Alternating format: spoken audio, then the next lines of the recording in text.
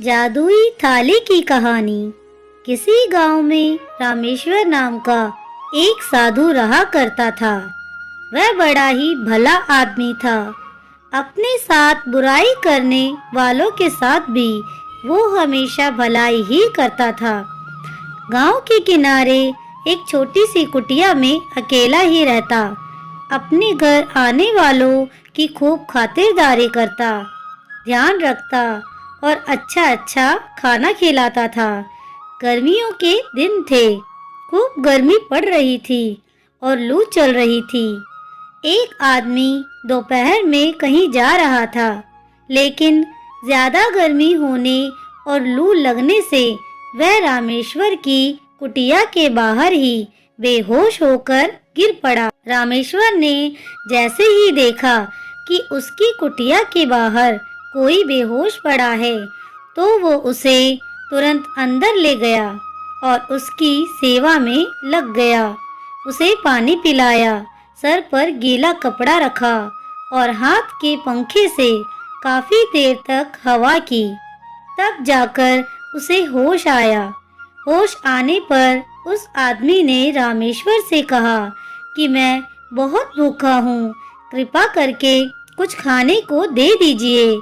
रामेश्वर ने कहा, ठीक है, मुझे थोड़ा सा समय दीजिए। कुछ ही मिनट में रामेश्वर ने बहुत बढ़िया बढ़िया ताजे पकवान खाने के लिए परोस दिए। उसने ताबड़तोड़ खाना खाया और फटाफट सारे पकवान चट कर गया। वह आदमी एक चोर था, जो दोपहर में सुनसान देखकर चोरी करने के लिए निकला था। खाना खाने के बाद चोर को इस बात की हैरानी हुई कि रामेश्वर ने इतनी जल्दी खाना कैसे तैयार कर लिया। उसने रामेश्वर से पूछा, महाराज जी, ये बताइए, आपने इतने कम समय में खाना कैसे तैयार कर लिया। रामेश्वर ने चोर को बताया कि मेरे पास एक चमत्कारी थाली है। इस थाली की मदद से मैं पल भर में जो भी चाहे खाने के लिए बना सकता हूँ। चोर ने हैरान होकर पूछा, क्या आप मुझे वह थाली दिखा सकते हैं? मैं ये सब अपनी आंखों से देखना चाहता हूँ। रामेश्वर अंदर गया, एक थाली लाकर चोर के आगे रखी और कहा, मुझे केले चाहिए। थाली तुरंत केलों से भर गई। चोर हैरान रह गया और उसके मन में थाली के लिए लालच पैदा हो गया। उसने साधु से पूछा, मान्यवर, क्या मैं आज रात आपकी कुटिया में रुक सकता हूँ? साधु एकदम से राजी हो गया। जब साधु गहरी नींद में सो रहा था, तो चोर ने थाली उठाई और वहां से चंपत हो गया। थाली चुराकर सोच रहा था कि अब तो मेरी मौज ही मौज है, जो भी जी चाहे थाली से मांग लूंगा। उसने थाली अपने घर में रखी और थाली से कहा, मुझे टंगड़ी कबाब चाहिए, मगर थाली में कुछ नहीं आया। फिर उसने कहा, मुझे मलाई चाप चाहिए। थाली अब भी खाली थी। चोर ने कहा, सेब ला के दो।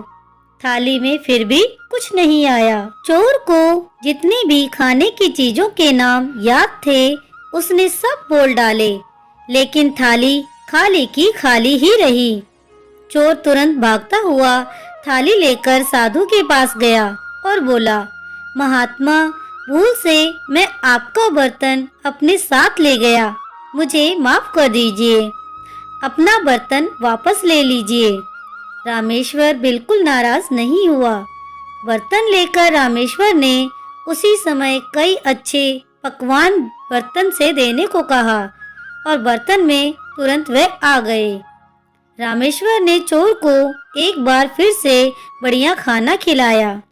चोर फिर हैरान हो गया और अपनी उत्सुकता को रोक नहीं पाया। उसने साधु से पूछा, महाराज, जब ये बर्तन मेरे पास था, तब इसने कोई काम नहीं किया। मैंने इससे बहुत सारे पकवान मांगे, मगर इसने मुझे कुछ नहीं दिया। साधु ने कहा, भाई देखो, जब तक मैं जिंदा हूँ, तब तक ये बर्तन किसी और के काम नहीं आ सकता। मेरे मरने के बाद ही कोई और इसे उपयोग कर पाएगा। बर्तन के चमत्कार का भेद पाकर चोर मन ही मन बहुत खुश हुआ। सोच रहा था कि अब तो मैं इस महात्मा का खात्मा करके बर्तन का फायदा उठाऊंगा। अगले दिन चोर फिर साधु के घर आया और साथ में घर से खीर बनाकर लाया। वह बोला, महाराज, आपने मेरी इतनी सेवा की है, मुझे 2 बार बहुत लाजवाब स्वादिष्ट पकवान खिलाए हैं, इसलिए मैं भी आपकी कुछ सेवा करना चाहता हूँ। मैं आपके लिए खीर लाया हूँ, कृपया कर आप स्वीकार कर लीजिए। साधु ने बिना किसी संकोच के चोर की दी हुई खीर खाई और चोर को धन्यवाद किया और कहा, तुम्हारी खीर बहुत ही स्वादिष्ट बनी है। चोर खीर में जहर मिलाकर लाया था। खीर खिलाकर चोर वापस अपने घर चला गया। रात होने पर वापस साधु की कुटिया में आया, थाली को फिर से चुराने के लिए। उसे पक्का यकीन था कि जहर से अब तक तो साधु का काम तमाम हो चुका होगा।